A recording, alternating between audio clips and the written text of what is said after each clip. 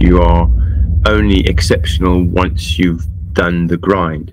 You're not going to be exceptional on day one. You have to actually sit down, do a job, work through it, get to know the environment well, work in the environment well, and then deliver. And once you start delivering, you improve your delivery, and eventually you are delivering very well.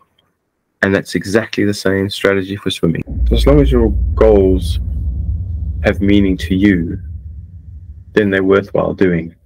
And you align everything around you toward them.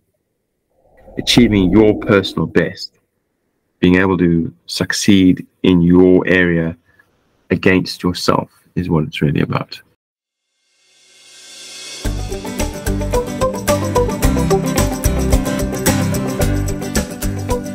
Welcome to Super Authentic Tales.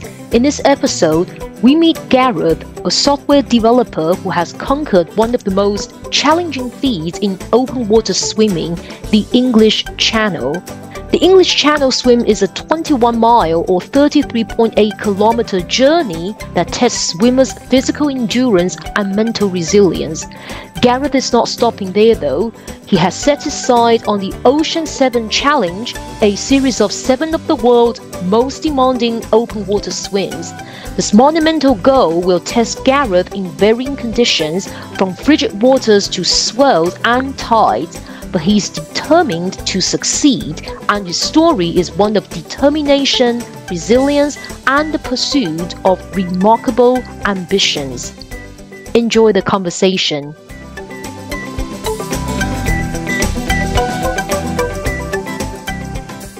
It's so happy to have you here. So I just want to give a very brief introduction here. So Gareth and I, we used to work at the same company, and he is actually a software developer. I met him one day in the kitchen, and I realized that he has this great ambition to want to swim across the channel. I never ever had a chance to speak to him about this great ambition. In fact, I'm not even sure now I'm speaking whether he has completed the challenge. So I think I will let Gareth to speak a little bit in terms of that, where he is at in terms of this channel swimming challenge, and why does he want to do this? Sure. So just to be very specific, it's the English Channel. There are quite a few channel crossings that one can do. For instance, the Northern Channel is a channel between Northern Ireland and Scotland, and then there's the Bristol Channel, which you can swim. There's also many other channels. The Gibraltar Strait is another channel you can swim, and so there are quite a few. But it's the English Channel that I'm swimming, and the history behind it is really I've been swimming for most of my life, and when I was in my early 20s, 30s, one of the challenges that I really thought I would love to do is called the Ocean 7 swims. Those are seven challenging swims, and the first one that I thought I would try is the English Channel, because of course they are quite challenging. Each one is challenging in itself, and just to be able to get one done would be amazing. So you start closest to home, which is England, and the closest channel for me is the English Channel. So that's a little bit about which channel it is and why it's the English Channel I'm swimming, not the Northern Channel or Strait of Gibraltar. It sounded to me that you love swimming, obviously, and you just decided to start from one of the channel closest to where you're from. But the problem is, I found this one happens to be the most dangerous and probably the most challenging one. So it kind of does not make sense to me. I'm pretty certain that I'm not the only one who's tempting to say that if you're crazy, but in a good way, that, come on, am I the 89th person who say this? So, I mean, the English, so it's part of marathon swimming, and you would generally be doing a 10K swim, would be considered a marathon swim. But the English Channel is one of those challenges like climbing Mount Everest. It has an element of awe about it, but it's just a swim. It's a marathon swim. So if you prepare correctly, if you do all the preparation and training, and you prepare your life for it, and you do the proper feeding, it is just another challenge that you have to face. So in that respect, it's kind of crazy to think about. Yes, I agree, but it's also very, very exciting. And for me, it's the most sensible option. Hook straight is just too far away. Did you just use the word sensible to describe? Yes. It does sound odd, doesn't it? Certainly very sensible indeed. Sorry to interrupt, please carry on. So of the 7 swims, the English Channel is the ones on my doorstep. So I can get to Dover in 3 hours, and I don't have to rent a place to stay. There's no logistics that I have to worry about. For instance, if I were to swim the Tsugaru Strait, that's in Japan. It's between 2 islands in Japan, and just to be able to get out there is a nightmare. And then you're having to deal with a jet lag. You have to stay over for 2 nights somewhere. I'd have to figure all that out. Then you have to hire a captain of a boat to do that. So all these logistical issues you have to think about and solve. Swimming the English Channel is a lot easier. The only thing I have to think about is getting a captain of a boat, getting a boat, renting a boat, and I don't have to worry about getting there. I don't have to worry about staying somewhere. I don't have to worry about my sleep patterns. I don't have to worry about my food. So it's all really easy. Gosh, there we go, easy again. It's put into the context of other channel swims, this one, it makes more sense to do. So that's why it's the better one. But yeah, I mean, there's nothing easy about it. Just make no mistake there. The English Channel, you don't just decide one day to do. There are lots of things you have to think about. I feel this is going to be the first time that I cannot react and perform in the very professional way as a presenter, because I have heard so many incredible and unbelievable words in this, such as simple, sensible, like easy, like at the doorstep. Yes, I mean, obviously I can see that you're an optimistic person. Yes. Well, even to be able to contemplate this, you have to have a certain amount of mindset. Yes. A certain mindset. I mean, I wouldn't expect someone who doesn't know how to set themselves an objective and aim for that target and plan it out to be able to do this. I wouldn't expect someone who is down in life to be able to approach it and get there, because you do need to be extremely resilient. Just the pure number of hours of training means you have to be diligent. Getting over obstacles means you have to have a level of dedication and a level of resilience. So there's a lot that goes into swimming the English Channel. So for instance, when you're planning and preparing for it, as the lead up to the event happens, you start worrying about getting sick. And of course, we've just come out of COVID, and that's all very well, and most people aren't sick anymore. But there is still strains of COVID that are out there that, if you are hit by them, will make you extremely ill. And I just cannot afford to lose training time on those. So there is an element of being able to overcome the fear of getting sick by just bumping into people on the street, for instance. You just have to not worry about those kinds of things and hope for the best, really. So in that way, you have to be optimistic about it, because if you were to hope for the worst, you just wouldn't even start. I think you mentioned something very important, exactly as I quote from the wording I saw from the Channel Swimming Association, that ability only represents half of the success. I think the other half is determination and the right mindset. So I think the fact that you're a very optimistic person certainly is the element, one of the key elements that you need.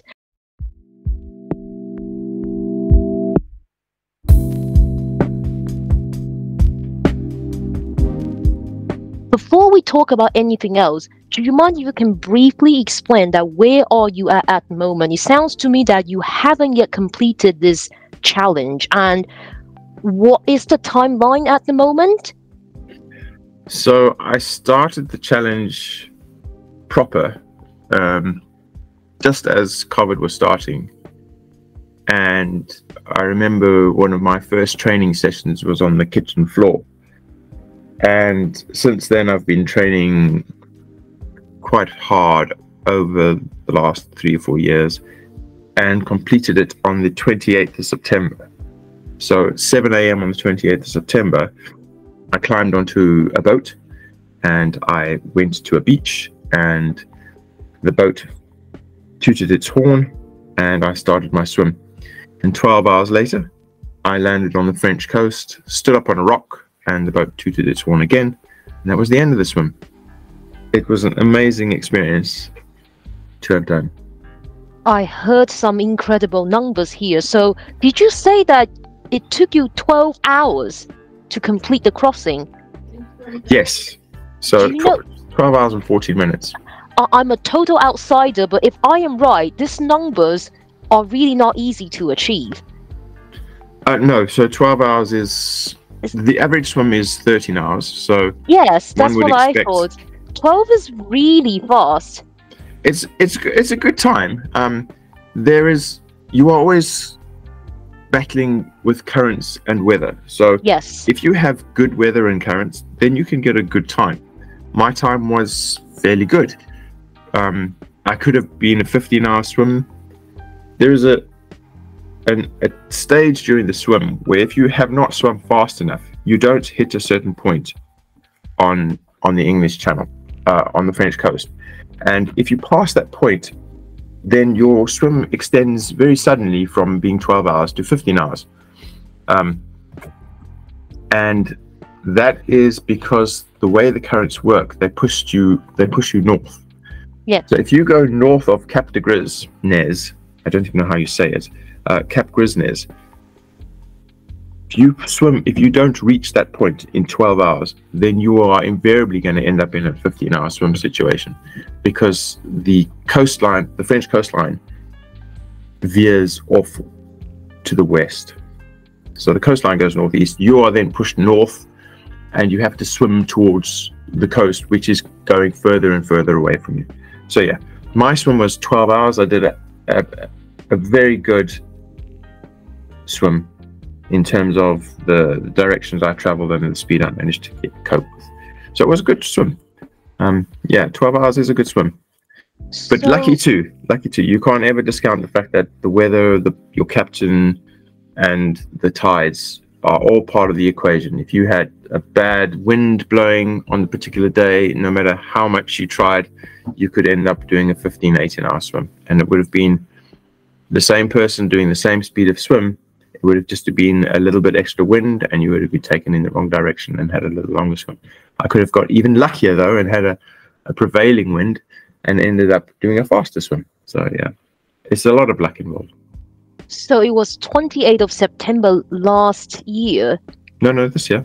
I'm talking nonsense. What month are we in? August, September, right? So the 9th of September, I completed it on the 28th of August. Yeah, last Monday.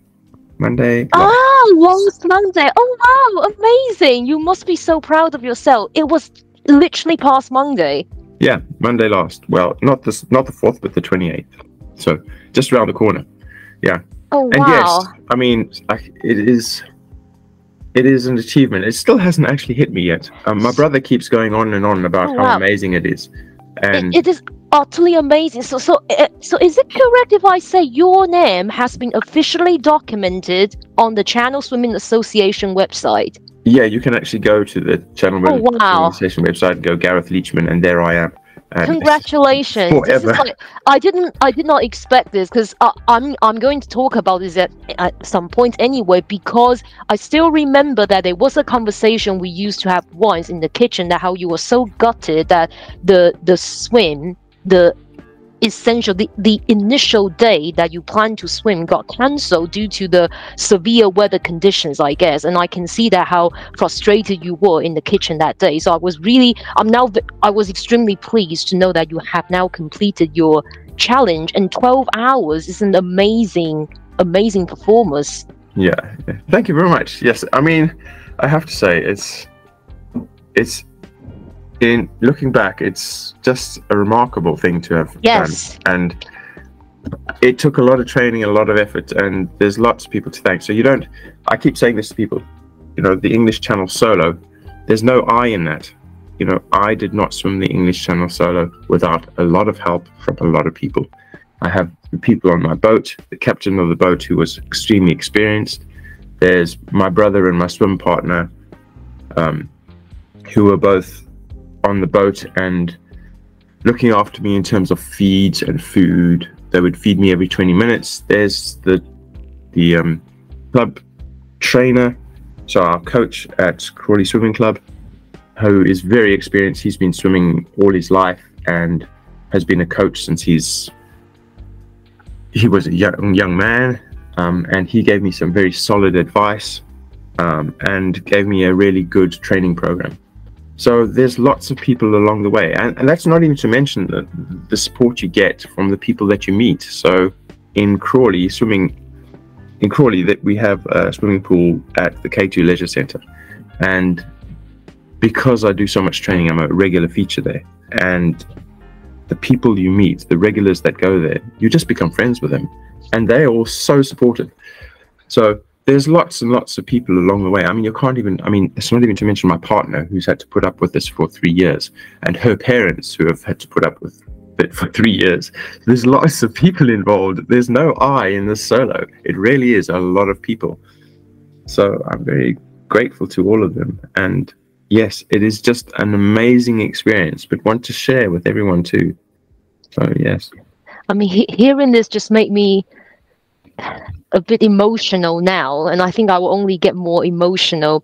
I think you're a very modest person. Obviously, you wouldn't be able to cross the channel successfully without them, 100% sure. But I think the dedication and all the hard work you put are the fundamental reason that why you, in the end, completed this challenge.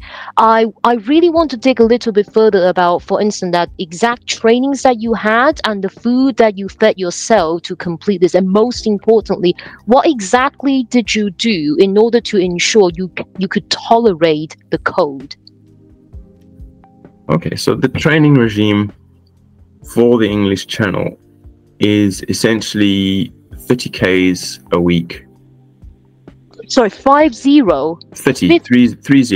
It's 30 kilometers a week for 3 months from January through to March.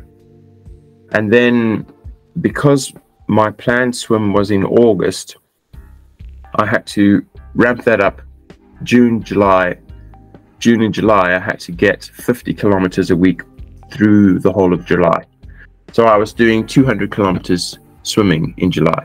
That's a combination of pool swimming and sea swimming. So I would do 3 hours on a Monday night, which would be about 12 kilometers. And then a shorter swim on a Tuesday, and then a longer swim on a Wednesday. And then Thursday would be my break day. So I wouldn't do any swimming at all on a Thursday. Friday, I'd have an hour, 2 hours maybe down in Hove. And then Saturday and Sunday, I would make up the rest of the 50 kilometers in the pool again.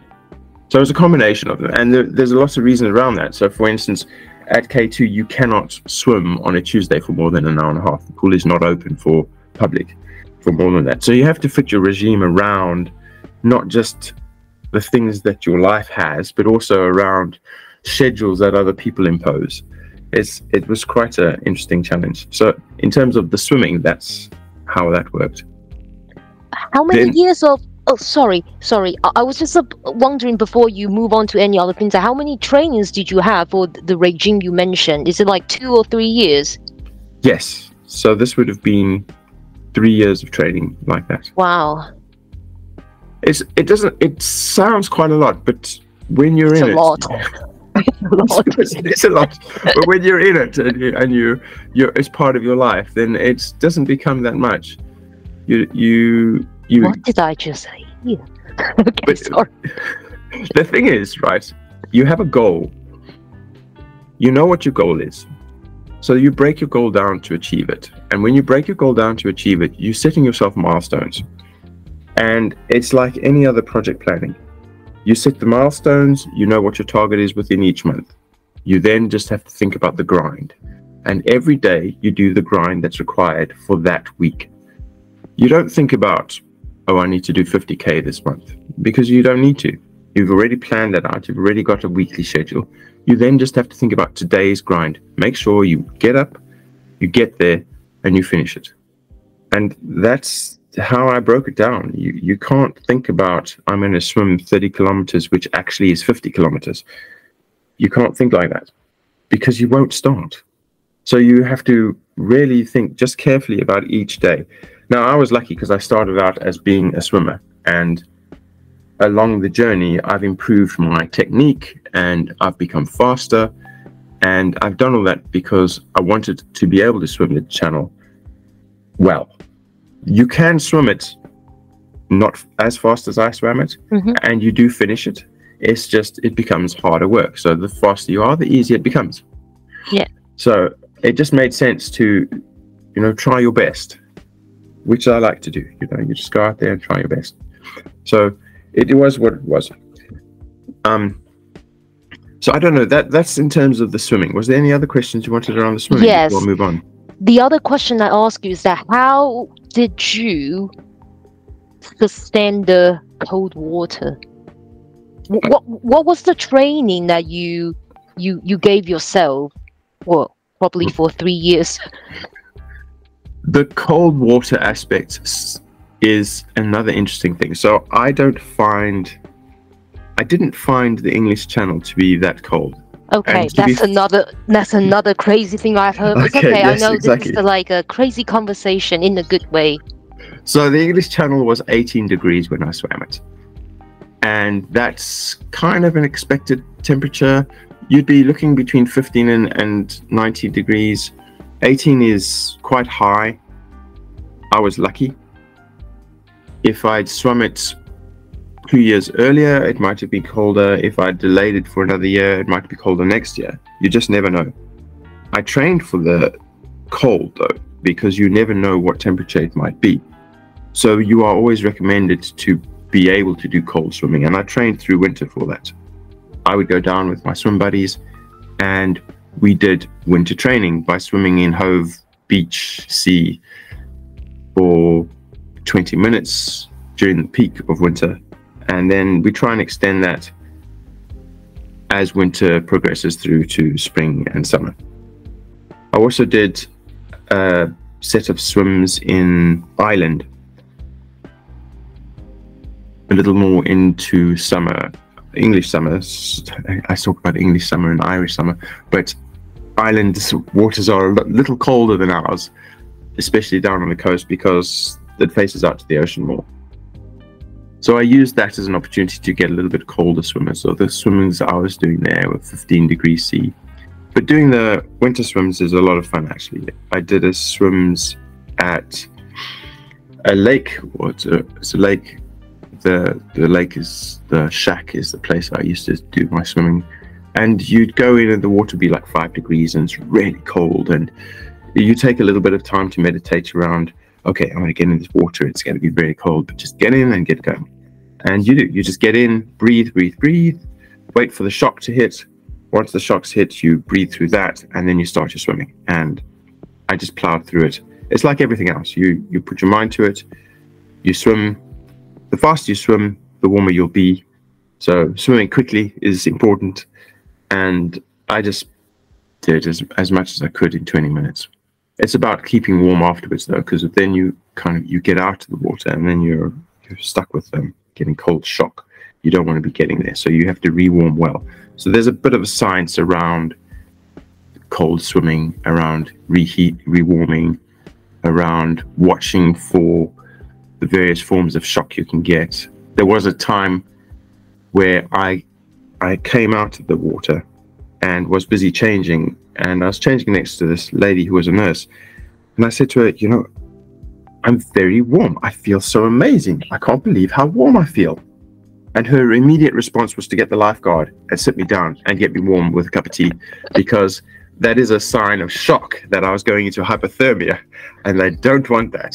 So it was kind of interesting experience. But those are the experiences you have, and that's what makes it all fun. Is experiencing the cold swimming, experiencing the things with your friends down at the beach, chatting to the people. You'd be amazed how many people actually swim in Brighton in the cold. There are a lot more people than one would think. Am I going to be the first person who asks you what exactly are you made of? Like you sounds like you were born to love swimming in the open, cold water. It really is lovely. It's a thing. People love doing it. I'm not the only one, so it is a thing. And it's really nice when you come across these people in the sea. I remember swimming one day down in Brighton. It was an early morning and the water was maybe 13 degrees. I'd just done a 2-hour swim and I was just coming in from the swim, and I bumped into this lady who was also swimming, and we ended up, it's the bizarrest thing to think about, we both just ended up stopping our swim, lying back in the water, looking at the sunrise and having a good old chat in 13 degrees water. And I think back now and I think, how did I even cope with that? That's just, it's so bizarre, but it's exactly what it's about, you know, friends and people you meet, and you're just having a conversation about life in this cold water. And so the experiences you have on the journey are fantastic. I really enjoyed it. Just please allow me to have another silly question, which is, have you ever had a hot shower in your life? Seriously, I don't get it. I feel like you're Lulu, born to be a cold-blooded animal. It is funny. One of the bits of training I had to do Cold shower, right? Well, not really the cold shower. I didn't really do cold showers. I don't buy into that. You do icy shower, maybe, to be more effective. Icy showers, no. So what I did used to do was do walk in winter. So when it was snowing, it's the best time to do it. You shorts. So I used to wear jogger shorts and a vest and slip-slops. Hang 10 fives, high fives, I don't know how you call them. Slip-slops are basically strap sandals. And I used to do a 5K loop in the area I live in, and walk around Crawley, and that's cold. You know, you're getting really cold. But what I found fascinating was that when you got back and you wanted to rewarm, you couldn't get into a hot shower. I couldn't bear a hot shower. I had to turn the temperature right down to be able to cope with just getting wet under the shower, which was kind of remarkable. I mean, it's probably obvious, but my body just couldn't deal with having walked through the cold for half an hour. Getting back at the house, I had to use a much colder temperature than I normally would shower. I mean, if you go to K2, the showers there are very warm. So you're talking about 26 degrees in the water of the pool, and you get out and have a shower there. It's very warm. So it's not that the hot showers are a problem for me. It's just when you're doing the cold training, then it's very different. Even down at the shack, there are showers available to you, and you go there and you can't put them on hot. It's just unbearable, and it's bad for you anyway if you're doing cold training. So cold training, if you start washing yourself in hot water, you end up getting blisters and stuff. It's not very good. So realistically, training to swim across the channel or any other long distance swimming, open water, can help people save the money, because they never ever need to turn on the gas. Exactly. That's how I feel. What an advantage. I know. And I don't even need to buy clothes, because I'm walking around in winter in shorts and a t-shirt. So that's all you need. You shorts and t-shirt year round. But does that mean that people who are naturally cold resistant are not suitable to swim in open water, like long distance? I don't know. I think that's an interesting question. I think if you set your mind to a goal, so if you are resistant to the idea of doing a cold swim or an open water swim, then you can put yourself off quite quickly. If you are open to the thought of trying it, then it doesn't matter who you are. You should be able to try it out and do it. I don't see that there are many barriers to it, really. You just have to be open to the idea. A lot of what I had to do to get used to cold water swimming was really just meditation. It wasn't a trick. So it's like persuading yourself that it's warm, I feel so warm, that kind of training? Almost. It's more about ignoring the fact that it's cold. Then when you are hit with the shock of the cold, focusing your mind to say that you can cope and your body will survive, and then pursuing that. So having set yourself the target, go for it. And then when you are feeling that pain, the meditation helps you to pull through. So when I say meditation, I mean I count, for instance. So for me, it's about breathing and the counting. I don't do kind of ohms, and I don't try and go down on my knees and put my hands above my head, anything like that. It's really just an inner breathing, a focusing the mind by counting. So I'll focus on each number, and I even use that technique during my swim. It's quite a normal technique of meditation, really. So that's how I focused on the cold. I mean, it's not something I was naturally drawn to. You've got to realize that I'm just like anyone else. I do not want to put my arm into a bucket of ice. But for my swimming, I was willing to do it. And to going swimming in the cold, it becomes a kind of a thrill. My swim buddies and I will go down and do this during winter. And you finish the swim on a buzz. You're very cold. Make no mistake, you get very cold. And when you come out, you are shivering. But hours later, you will be thinking, wow, I'm so alive today because I did my cold swim this morning. And it's a real thing. It's very interesting to experience. Yeah, I think I can kind of relate to what you said, although, I never ever try any open water swimming before, but I do have some experience having cold showers. And yes, exactly the feelings you said happened to me. Yeah. What the exhilaration afterwards. Exactly. Like I can recall how I felt so refreshed than any other days at that time. It is. I mean, it's an experience that you have to have. You can't really understand it unless you try it. So, to your audience, go out there and swim in the middle of winter, but do it together and be safe. Probably do it together, and on the condition that they are aware of some of the symptoms or things to be aware of hypothermia. Exactly. Be mindful of what you're doing. It's not you don't want to risk your life here, but it is an experience you should try. Actually, about not about risking your life, but when you mentioned that phrase, what reminded me of is the team behind you who support this, who support you complete your dream. What I wanted to ask you is that obviously you started swimming at a very young age, and you probably realized that marathon swimming is your thing. So that means that pool swimming would be boring because it can't be really that long. Well, actually it can. But anyway, my question is, you must know that channel crossing or any other swimming you are thinking, for instance, the one you mentioned in Japan, none of them is cheap.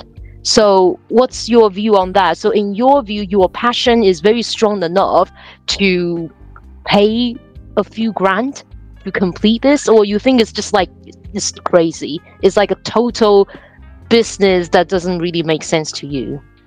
So it is a challenge to think about the money. The boat costs are a lot, but you're paying for the experience. That's really the biggest cost, is the boat. I guess for something like Cook Strait, you'd be paying a couple of grand for the flight out and some accommodation. So it does add up, and that's why the English Channel was the obvious choice for me. I mean, we don't all have thousands and thousands of pounds lying around, and certainly I don't. It took a lot of effort to save it. Yeah. And the next challenge I do, I'm going to have to do the same. Just have to save up the money. Yeah. But if you are keen to do it, it's like anything else. So you have to put that in the context of, I don't smoke, I don't drink, so I don't have those vices that take that consume my cash flow.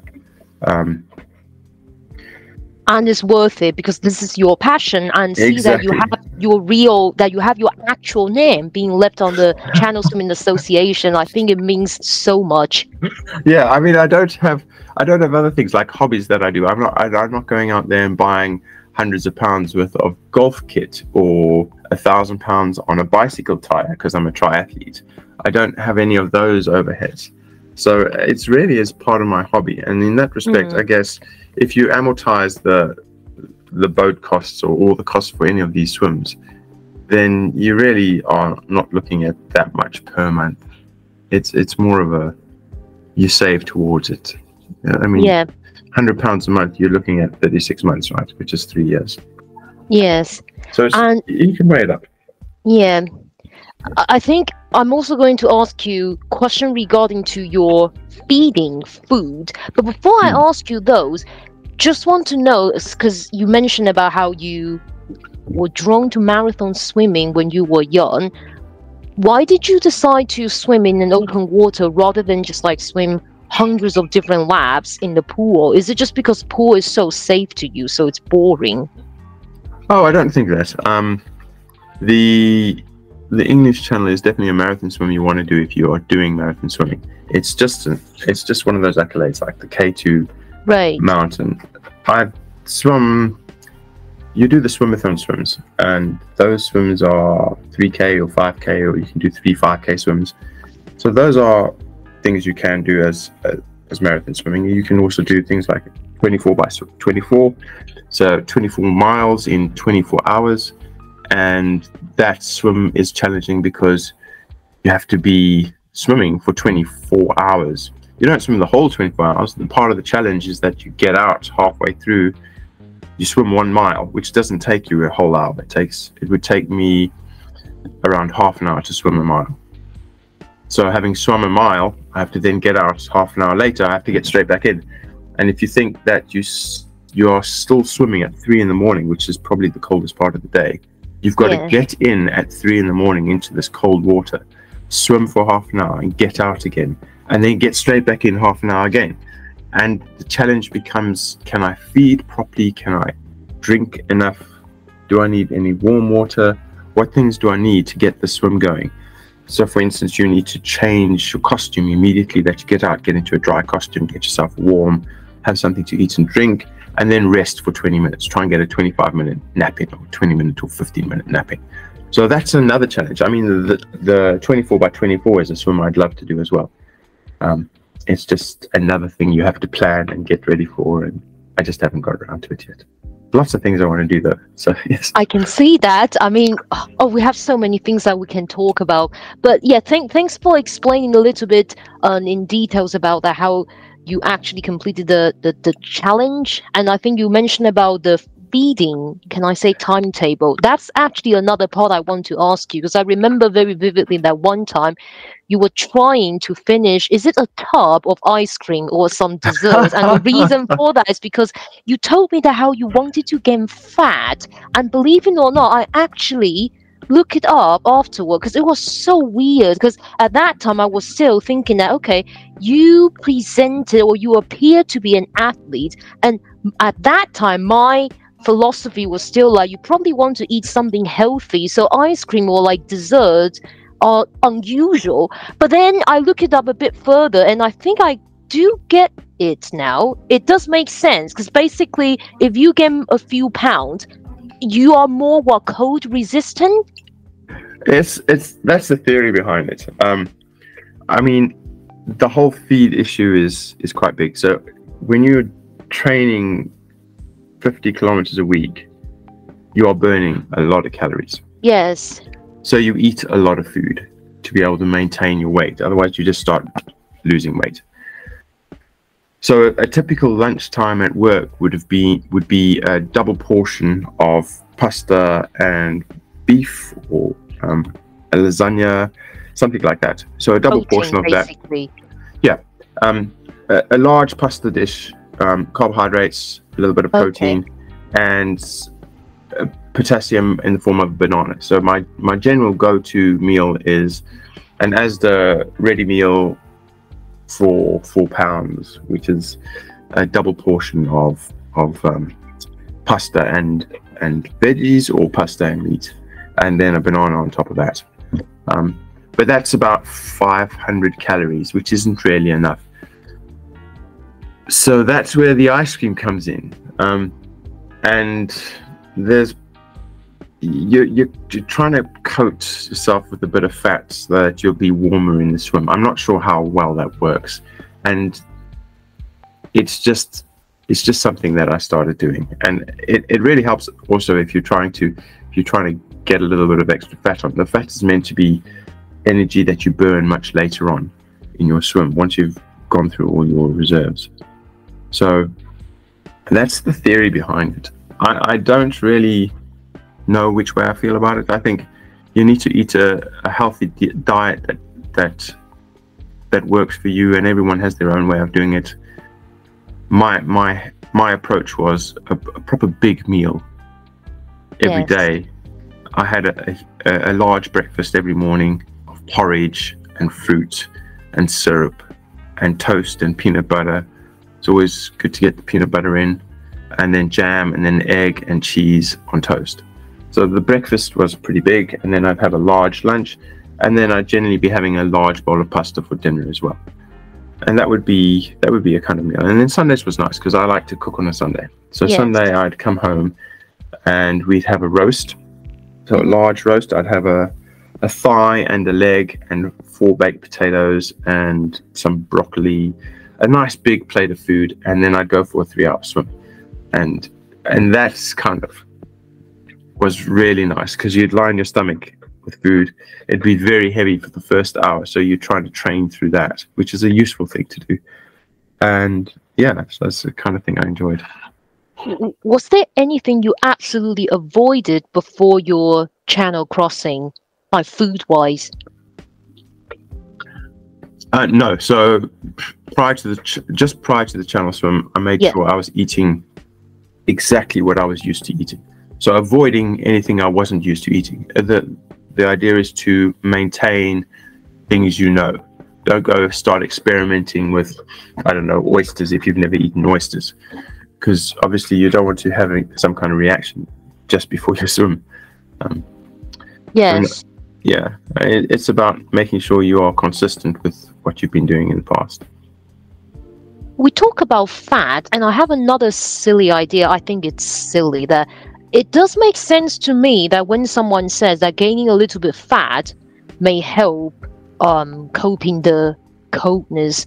What about, the ability to float? Do you think a bit of fat would help too, and therefore would retain more energy?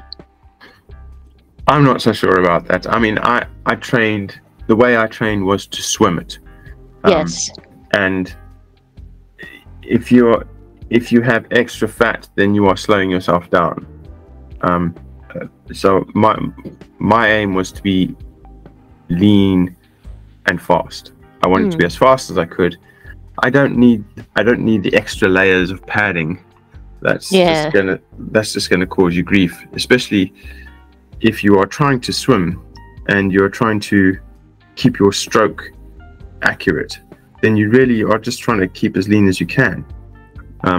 Some people don't prescribe to that. Some people say that you really do need to layer on large amounts of fats to be able to cope with the cold and the endurance, but I've never needed to do that, so it's not something that I'm used to doing. I'm quite happy training and keeping my weight down, keeping it, eating sensibly to try and get your body to be fit as you can.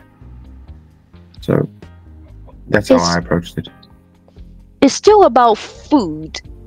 We talk about the type of food that you took, probably still taking, but I think one of the other things very crucial in this channel swimming is the number. It's not the number, the amount of time that you took feeding yourself. So exactly how did you train to be able to feed very fast and then resume your swimming? That is, so the way I trained for my feeds was I had a very specific bottle. I used a a bottle that I came out with was the lion syrup bottle.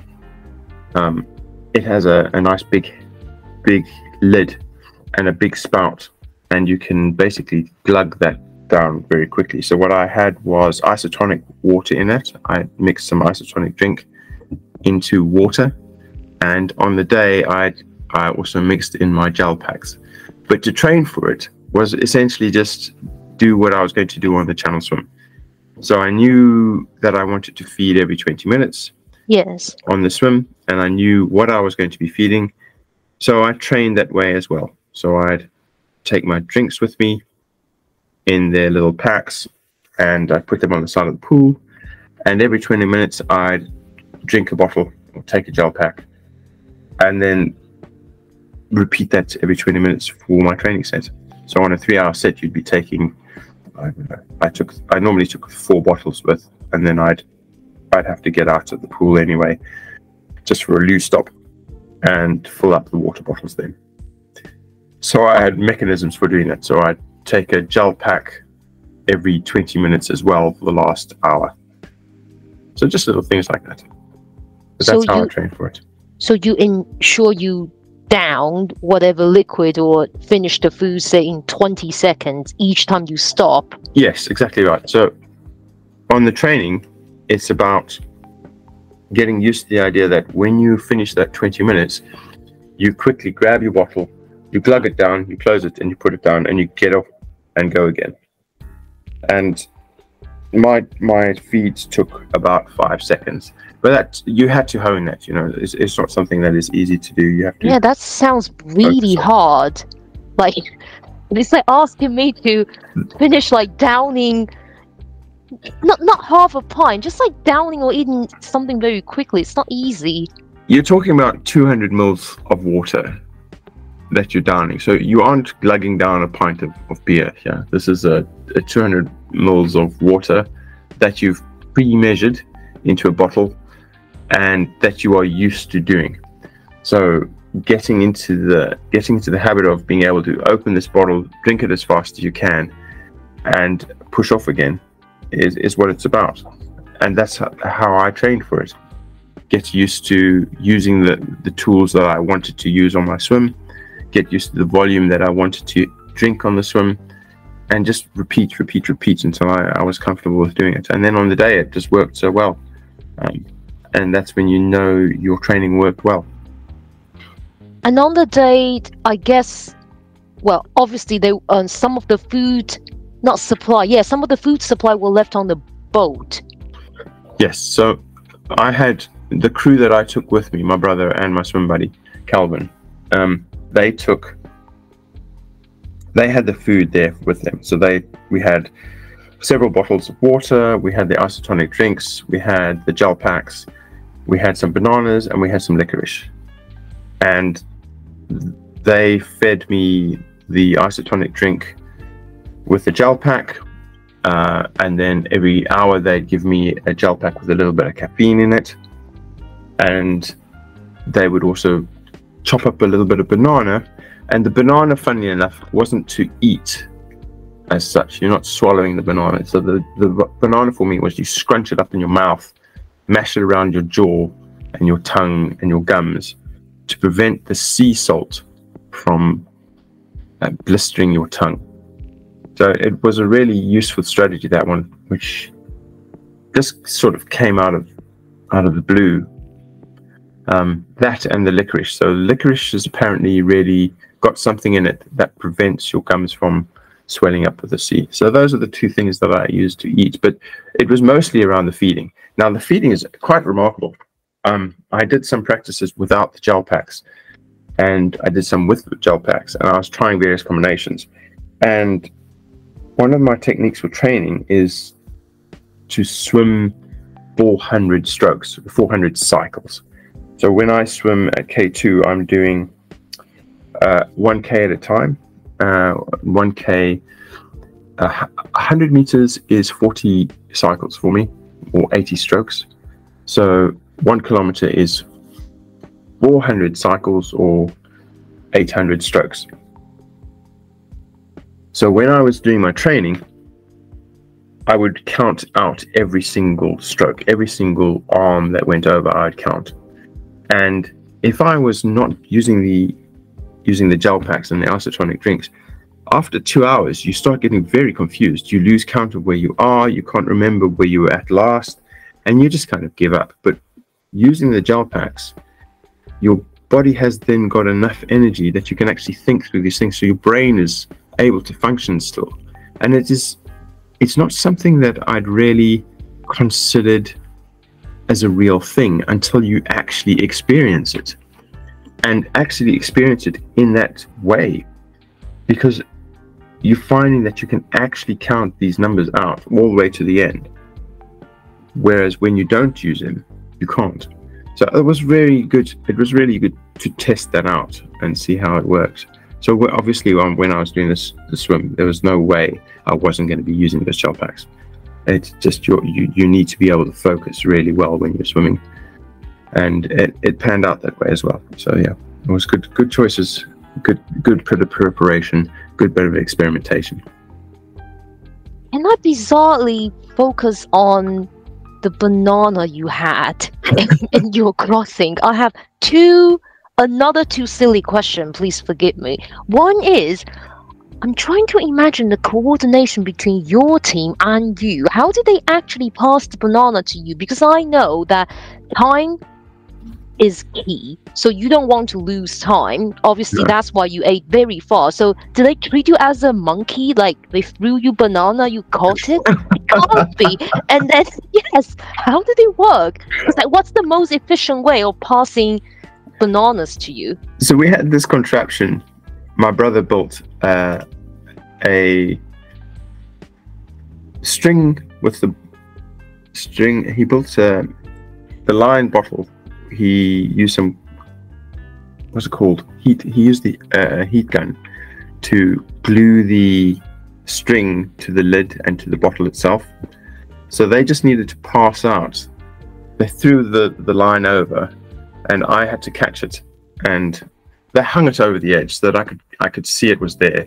So when it was time to feed, they'd blow a whistle. I'd swim toward the boat. They'd lower the bottle to me.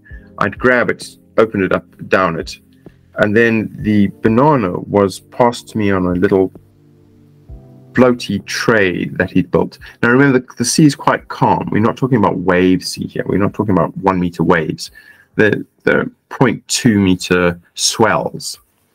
So you can put a float on the water and it won't really move a lot. And he put a little hole in that float, and like a tray, like a plate, and the banana was in that little hole. So all I needed to do was grab the banana out of that tray and shove it in my mouth. He'd pre-sliced it as ready. So when I say he, there's Calvin and my brother there that were doing that. And that's how it worked. It was really, really efficient. So we're talking about seconds to feed. You know, right. when you grab the water, you down the water. I remember reaching over to the tray and getting really annoyed at the one time because I had to actually fiddle in to find the banana.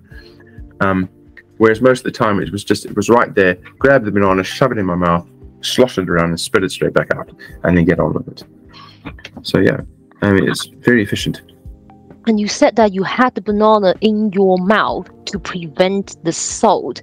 But this is very interesting in the way that, so exactly how did you swim with food inside your mouth? I guess you breathe using your nose only? No. So that's exactly it. So I am grabbing the banana, putting it in my mouth, rinsing it around my mouth, so lining all my gums and my tongue with it, and then I spit it straight out. I don't eat the banana. I was squashing the banana so that it would coat the inside of my mouth. And that would prevent you from swallowing the salt, or protect your body from the salt. Yeah, I mean, it was about protecting the inside of my mouth, because whilst you're swimming, of course, you are always taking in a little bit of water. Every time you turn to breathe, you are taking in air, but you're also letting a little water. And no matter how much you try, you can't prevent the salt water from getting in your mouth. So it's always going to be making your gums and your tongue especially blister. So it's about trying to prevent that happening too quickly. You can't prevent it entirely, but you take precautions, and mine was to try and use bananas, which is a good strategy I had. So yeah. I was about to ask you if the banana is a common technique in, say, open water swimming. I'm not sure. It was one that I came up with my brother. We were just trying it out. Interesting. More people like to use jelly babies. So jelly babies is a go-to for. You mean the candies, the sweets? The sweets, yes. Jelly babies. What? Lots of sugar. It's got lots of sugar in it, so it's good for the energy, and it's also supposed to help with preventing your tongue from swelling up. So that's the thing I've heard as well. I mean, I tried the jelly babies, but I think you were referring to it a little earlier, was trying to eat or trying to hold any sweets in my mouth. I found very difficult. I did try it at one point. I tried it during my training, and I just couldn't get it right. I'd either be swimming, taking a stroke, and then suddenly I'd swallow this huge sweet and go down my throat and be like, that's just an uncomfortable experience, and it hasn't really helped me now because I've lost the sweet. Or you'd breathe and spit it out by mistake. So I could never quite get the hanging it in the side of your mouth. Maybe that's just me. I didn't practice enough of it, but I didn't find I needed it. It was good enough the way it was. You made the right choice using bananas. Trust me, because if I were you, that jelly babies in my mouth, I just wanted to swallow them all. Yes, I guess. It's so tasty. Yeah. Well, I mean, you have them in the pack with sugar afterwards. Right. Yeah. Right. I didn't use them on this one. I see. So, lots of things to say about food. I think we can then move on to something not edible. So I want to ask you about whether you have applied any grease on your body. No. What? People want to use the grease to deal with the cold. And also some protections from the stings. From the stings, you get... No? The approach I took was I didn't really need to deal with the cold because I knew I'd be able to cope with the cold, so that I didn't really need grease to deal with the cold. The only other reason you'd use grease is for chafe. So your costume might be chafing on you. So you might want to line just little patches where, for instance, a lady's costume would go over their shoulder straps, and you'd probably get a lot of chafe there. For me, I didn't really need to use any grease. There's actually a photo somewhere where you see I have these raw patches on my shoulders. And the chafe I got was from my chin had moustache growth, chin growth. What's that called? Beard. I had a bit of a beard growing, but I'd already shaved. But this is because you're 12 hours into the day, right? So I'd shaved the night before, and I'd done a proper, very close shave.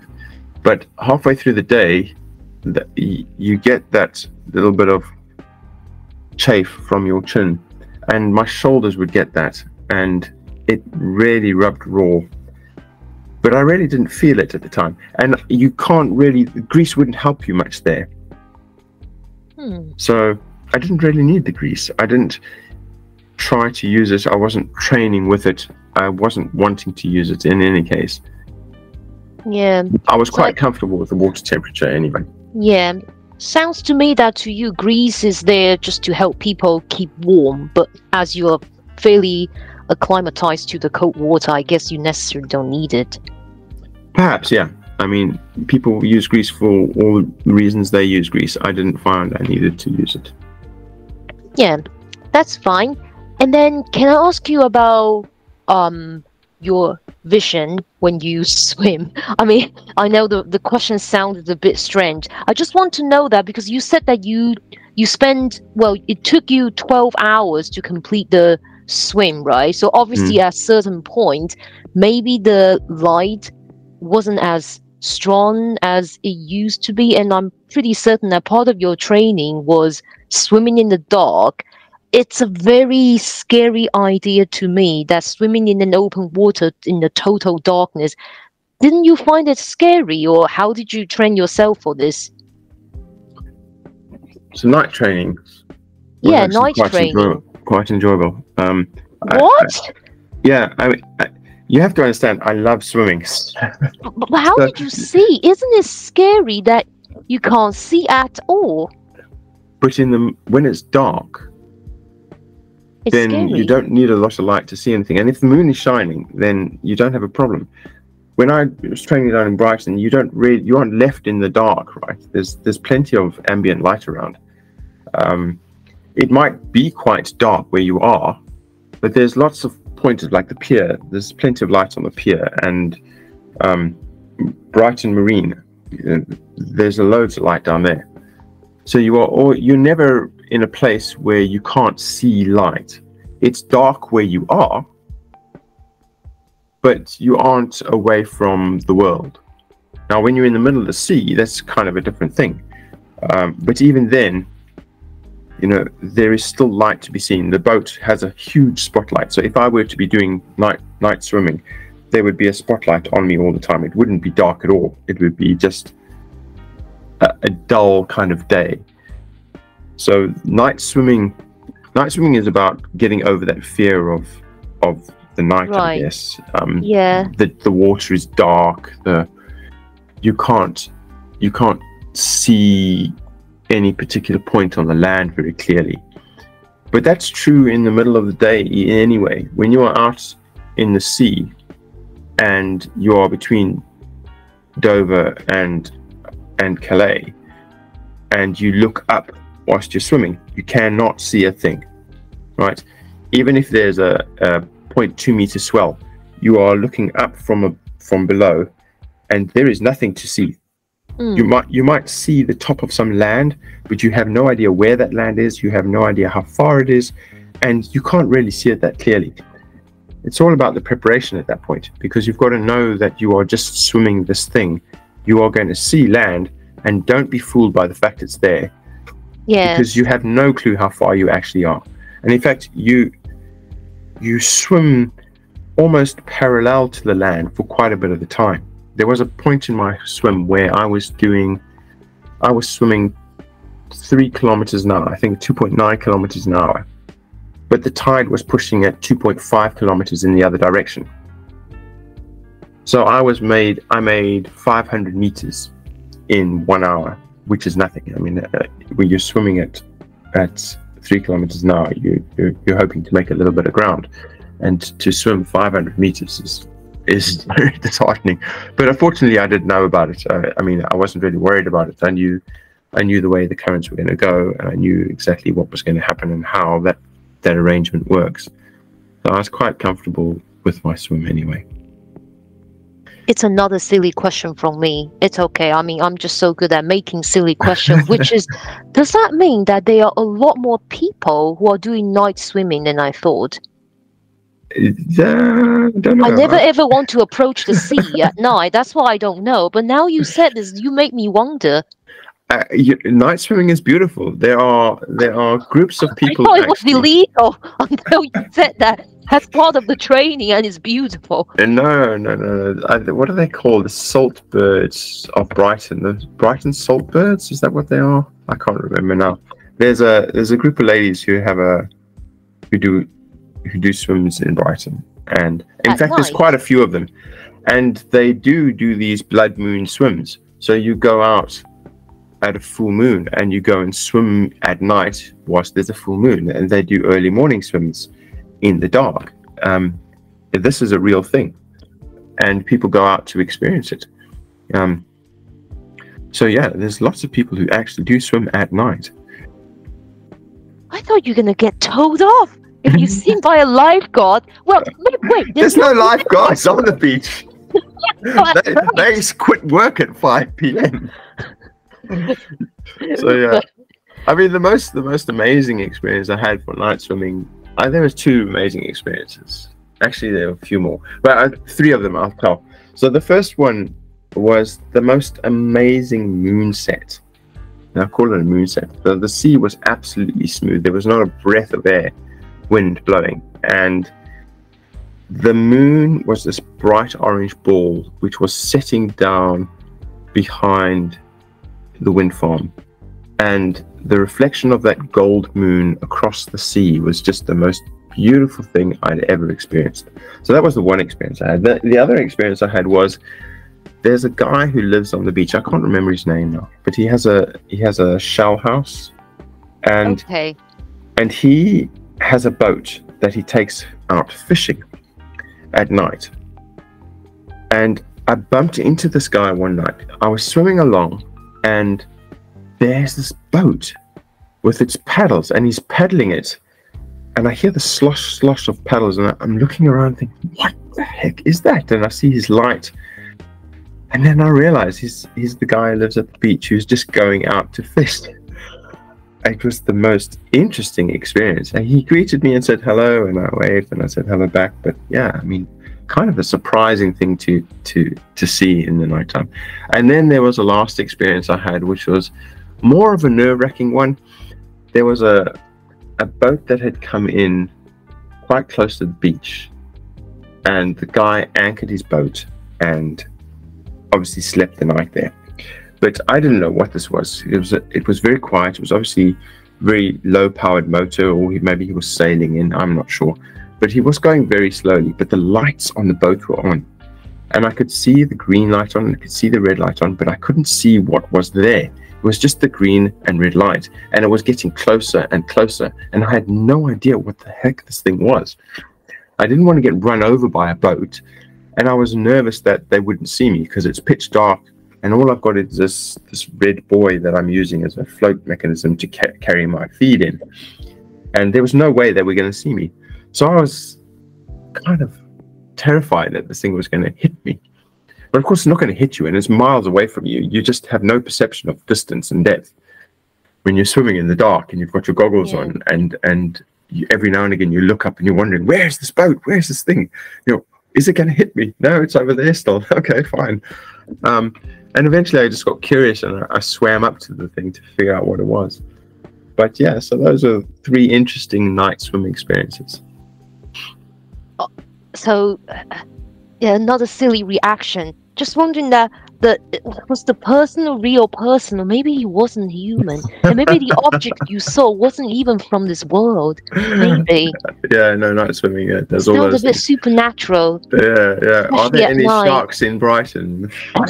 You know that I was going to ask you this anyway. So yes, I mean, wait, I'm not really making it up. According to the Channel Swimming Association, they did say there's a remote possibility that in your swim you might bump into sharks. So did you actually meet one? I've never met a shark, I have to say. You sound like you're very eager to. Never in my life have I met a shark. If I meet but you're very eager, right? No, I'm not eager at all to meet a shark. I mean, you do have the problem that if you're swimming one of these other Seven Ocean swims, you will hit sharks. That's inevitable. But I haven't met one yet. I haven't gone up to Greek one either, and I don't ever plan to.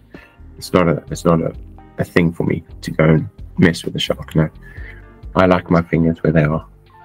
So I guess an accidental encounter with any sea animals isn't part of your training. No, I mean, I never bumped into anything specific. No, I mean the worst stuff. Well, on the channel swim, yeah, of course I bumped into loads of jellyfish. But you're prepared for that. You know that's going to happen. Yeah. So you have. I have to say though, the first bump was a bit of a shock because you're not expecting at any particular time to get it. You don't know when you're going to bump into them. So the first one I hit was like, oh, what's this? Look down and see, oh, it's the jellyfish. Okay, fine. So here's where the jellyfish come in. And then they disappeared again for a while. And then I hit another one and another one. And eventually it was just, I was swimming through a hole. I got to remember what the name of a swarm of jellyfish is. I'm pretty sure it's not a swarm of jellyfish. Let's look it up quickly. What is a swarm of jellyfish called?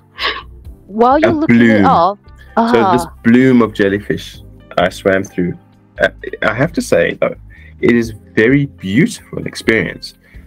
You are hitting them and you are getting stung, but it is still a beautiful thing to see. And I really enjoyed going through them. being stung.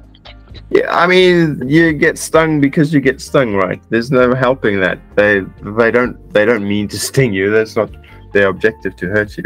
It's just part of it. It's still a beautiful experience. Yeah. Have you met any other animals before in the sea? Not really. No. I mean, no. And there's no sharks in the sea. I mean, human sharks. You get people who shout at you, but there's no real sharks in the sea. And I haven't really bumped in there. I've swum in Ireland quite a few times, and there's no sharks there either. It's just too cold. I mean, I don't know if there's any other kinds of big fish that I might bump into. The worst I've come across is really those human sharks, the ones that scream and shout and try. Yeah. But yeah, I've bumped into a few swimmers. That's not fun, because generally you're bumping into them because you're swimming in opposite direction. And it's the most amazing thing, right? You're swimming in the sea between Hove and Brighton Beach, and there's all that expanse of water, and yet you have to swim and find you bumping into another swimmer. I don't know how that happens. I don't know how. I can only assume that there are channels that the water flows through that everyone likes to swim through. But I can't see that that's a real thing either. It just happens to be that you bump into someone who's swimming in the same route as you. But it is a bizarre thing to do. Yes. I mean, obviously, traffic is another key element completed this challenge. But yeah, well, I think that's the reason why it's important to hire a team. And that's why at the beginning you said that you wouldn't be able to complete this without the team.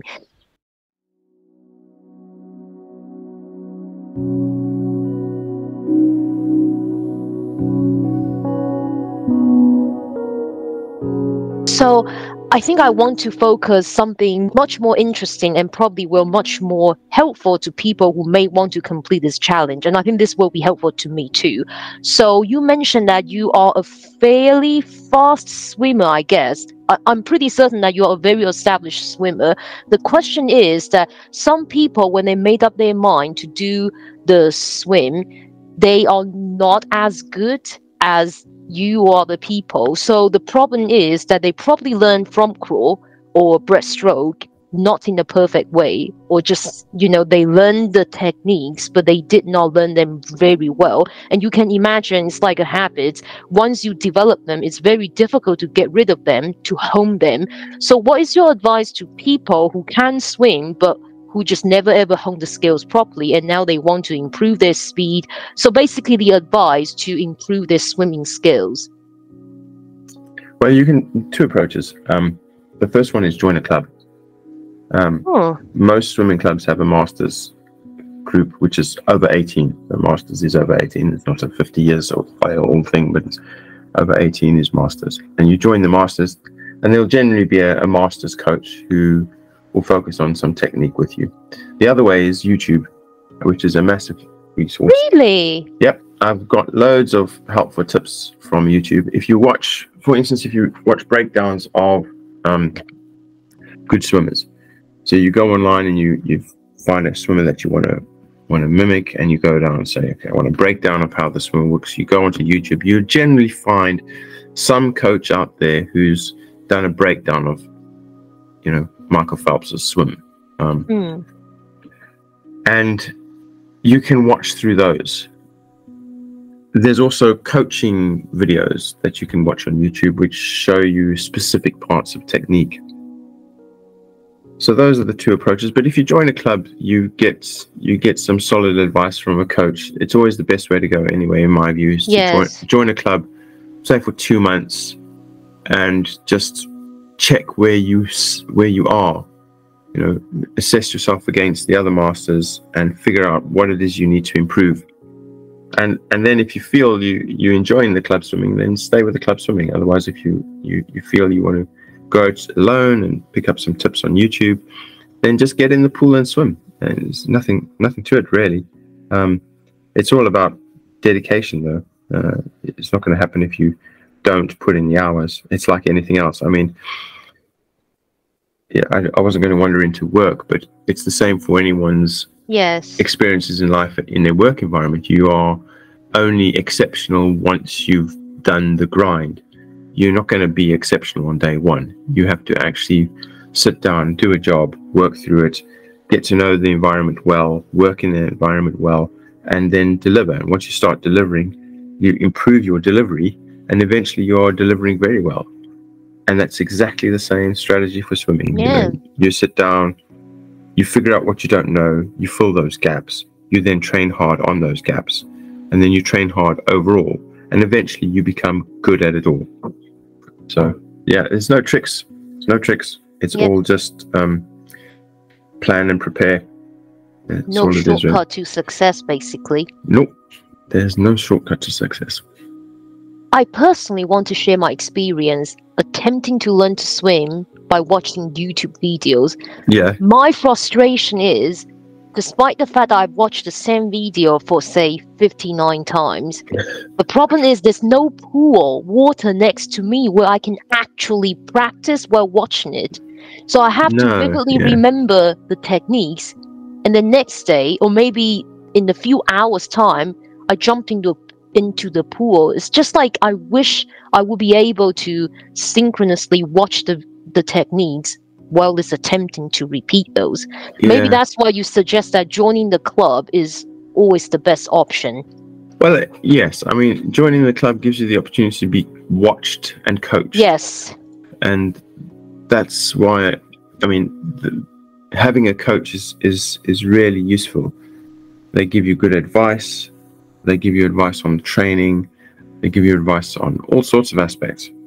And having one is useful. It just shortcuts a lot of struggle. So you don't have to, but it helps you a lot. And like you say, you watch a YouTube video, you try and figure out how to swim yourself. Well, you've got to try and remember all of that stuff. So if you are doing it that way, the trick is to just focus on one thing. Write it down on a bit of paper. If you take a float, so a normal swim float that you use kick exercises with, you take that float and you stick a piece of paper that you've written your notes on what you're going to do. So you prep your session. So if you're going for a half-hour swim, you say, okay, I'm going to do 10 lengths of breaststroke kick and 10 lengths of front crawl arms only. And on your bit of paper, you say, and I'm going to focus specifically on pushing my arm through. Then when you get to the pool side, you don't have to think about it at all. You just look at your notes and say, right, next step is 10 lengths of breaststroke. So that's where it comes, where I was speaking earlier about you goal set. I mean, you set what your goal is, and then you break your goal down into various milestones. And in those milestones, you break down a weekly agenda of what you want to do. And that's where you're putting together a small plan of what you do each day. So you never go to the pool and say, right, what am I going to do today?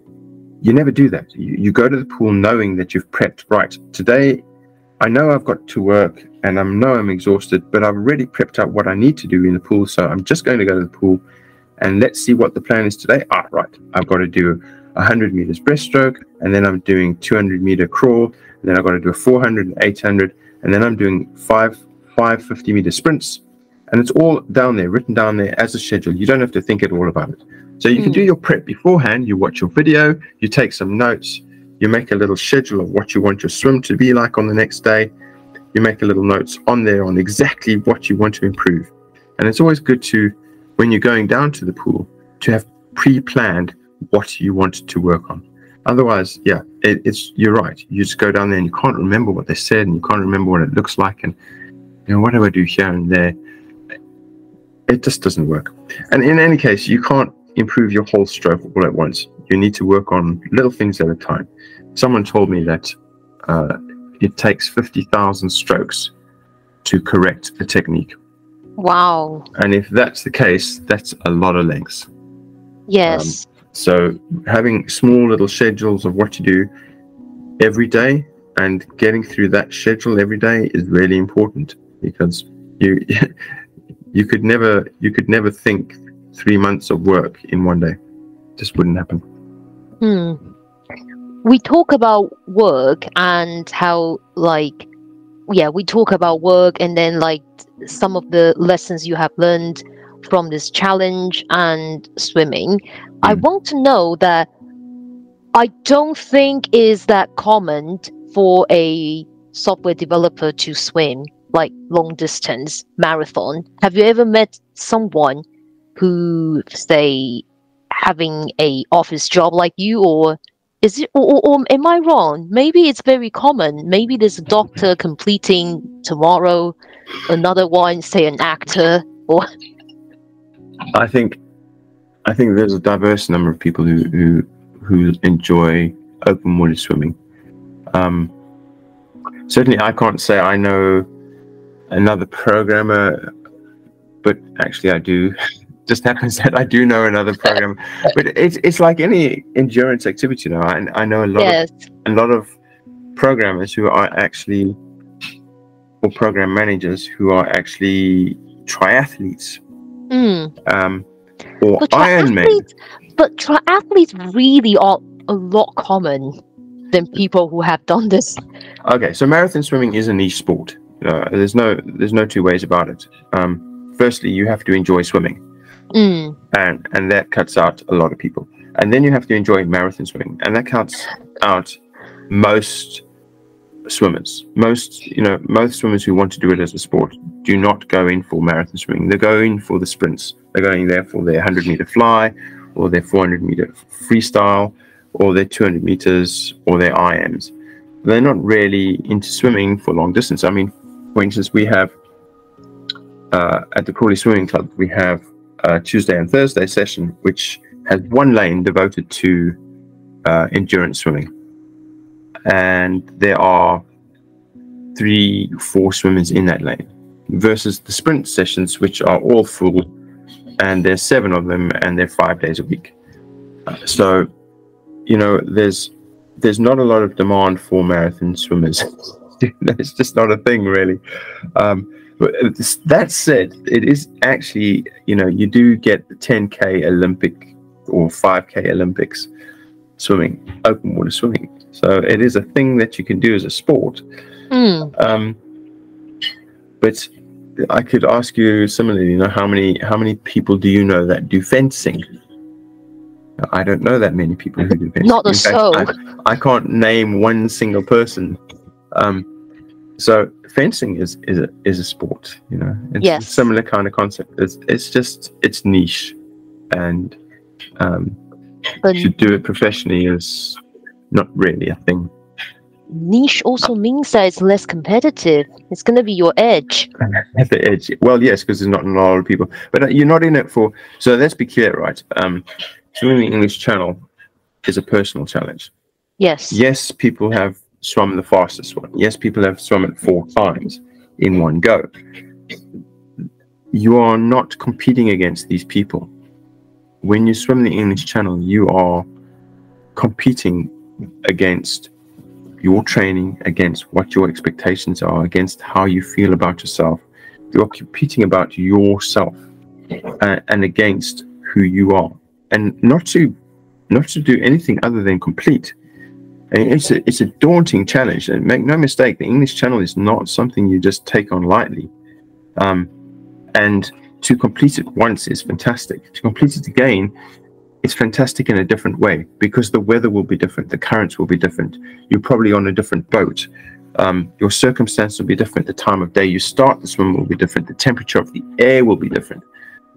All those circumstances will be different. So your swim will be very different, and the time you take will probably be different. I mean, this is not, there's professional swimmers who swim these things in lightning speed, and they will have a very different experience of it. But for the general person who goes out to swim it, of which there are only 2,000, you're competing against yourself. There's no competition against each other. I totally agree with you. Does that mean that you are you opt for another channel swimming? Definitely. It's Really? Is it really in your yeah. pipeline? Are you really going to do it again? Well, I'll probably do the Northern Channel, to be honest. Right. I've done the English Channel, and if I'm going to do the Ocean 7, I have to really focus on trying to get those down and do the easy ones first. So the English Channel, the Northern Channel, and the Strait of Gibraltar, they're in my price range, because they're more local.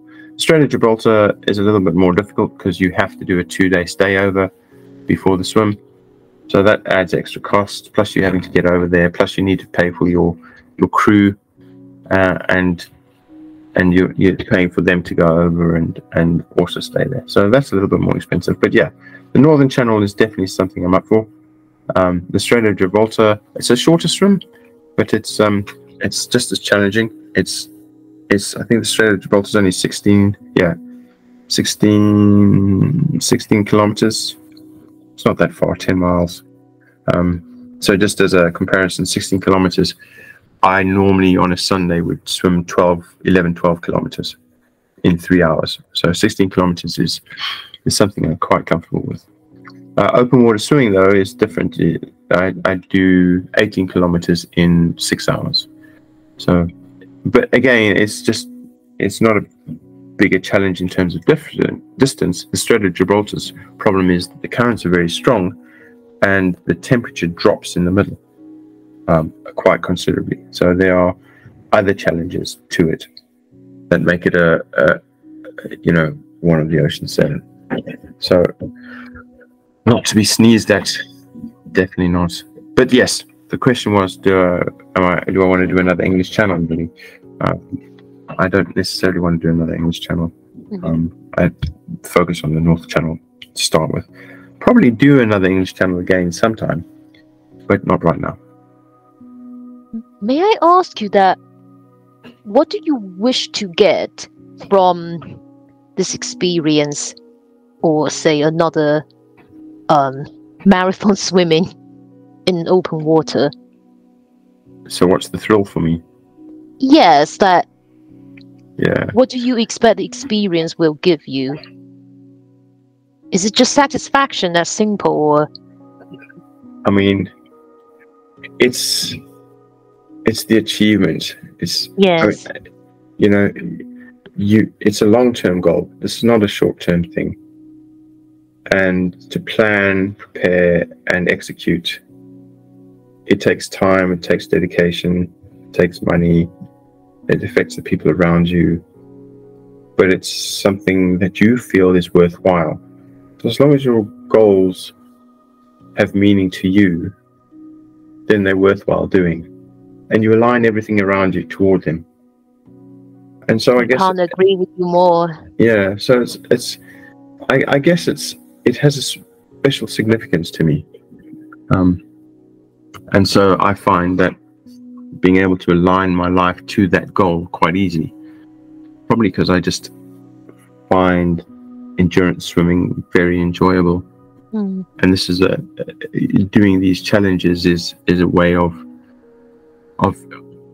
getting something out of it. You can just swim. For instance, I can swim 100 meters. What does that mean? Well, I can swim 100 meters is 4 lengths of a pool. Yeah.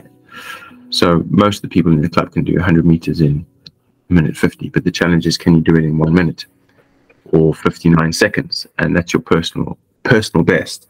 And so achieving your personal best, being able to succeed in your area against yourself, is what it's really about.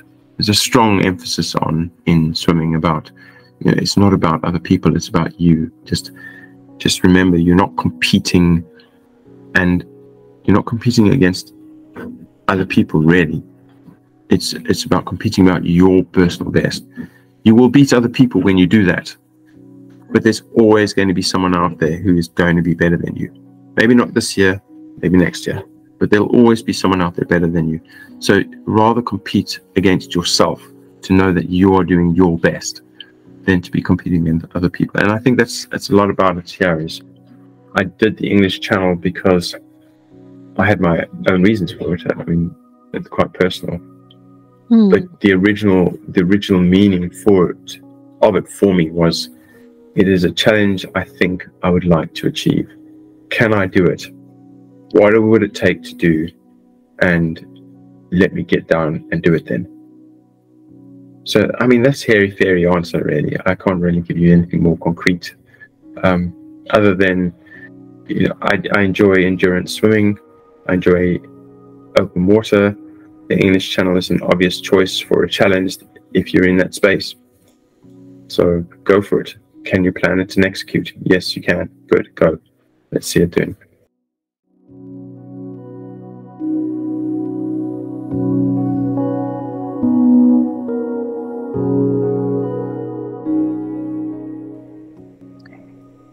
Do you hope that at any point this experience can translate into anything else? For instance, do you see yourself become an open swimming coach, or? No, not really. I mean, I do it for the swim.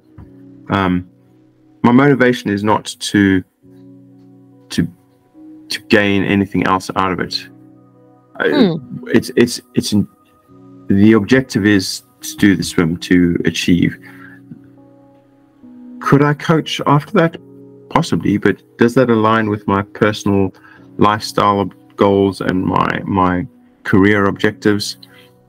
Maybe sometime. Maybe once I've done the North Channel and the English Channel and the Cook Straits, you start looking at your life and saying, actually I'm spending so much time swimming, maybe I can make this into a career and not do some other career. But I enjoy my career.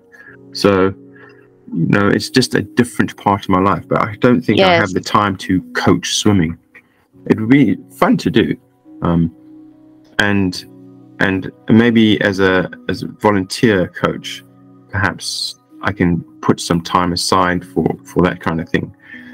But as a full-time career change, no, I don't think so. I think I like the job I do. Swimming is just another aspect of my life. It's not the whole aspect of my life. So do you plan to share this experience with more people?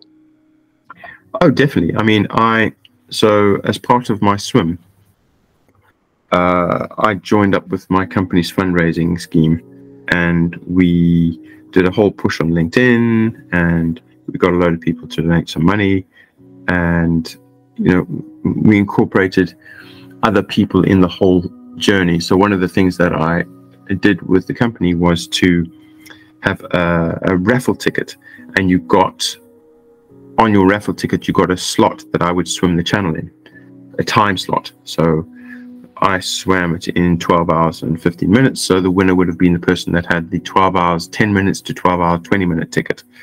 And that way, people got involved in the swim by having a timed slot that they were hoping I would swim it in.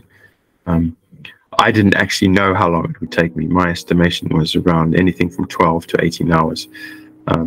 So it was a kind of an impartial kind of guess. But in any case, the way we did it was not you couldn't buy a particular time. You got a random allocated time, which was a lot nicer. So it was more of a raffle than a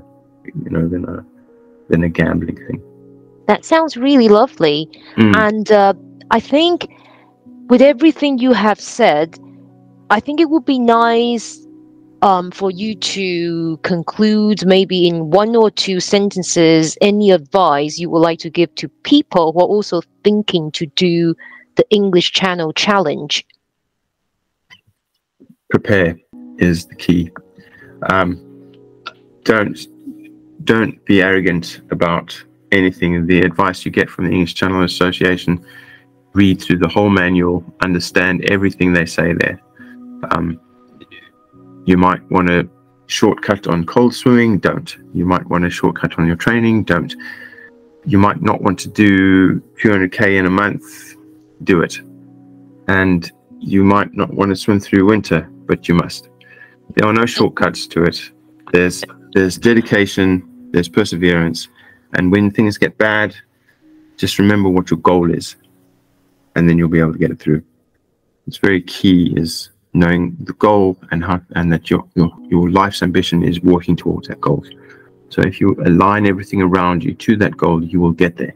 But don't take shortcuts. There aren't any. It sounds to me like a solid 3 years of pen seeking. If I put it in a simple way, yes, it's definitely pen seeking in any possible way. Well, whichever way, it was a fantastic day. The weather was brilliant. I achieved my goal, and next one, please. Oh, I'm so happy for you. And thank you, Lulu. Just out of curiosity, have you shared this achievement with your colleagues at work? And I think I wanted to ask, because I really don't think it's common to have a programmer who has achieved this enormous challenge. You probably are the first one in your team. Oh, definitely. There's only... So you have to put it in context. There are, 60 million people in England? Yes. Right? And people who swim in the English Channel are from all over the world. Yeah. There are only 2,000 people who have done the English Channel. Right? So that is the percentage of people that have done this swim is so small. Yes. I think people who have climbed the Mount Everest outnumbers the people who have done the swim. Exactly. That's a famous stat that you have. And so if you put it into that context, then you understand, right? It's not a common thing to happen. It's not a common thing to experience. But yes, I brought everyone in the company in on it. I was keen to involve them as part of the fundraising effort, and it was just a super experience to be able to share with now, having done it. And I hope that I can share it with a few more people, and we can get some good experience out of it. So yeah. I can confidently say that you must be enjoying all the attention you have got from people, be it colleagues, be it friends, be it family. They may see you as someone who is a bit crazy, but I believe they all see it in a good way. It's good. It's good to be seen crazy. Seriously, at least you have something that they consider crazy. Yeah, I don't look at it as crazy. I look at it as solidly persevering. Thank you for joining me on yet another super authentic tale. If you enjoyed today's episode, please follow and share your thoughts by participating in the poll and the Q&A. Most importantly, please remember to acknowledge the best in the people around you, reminding them how great they are. Until next time, stay safe.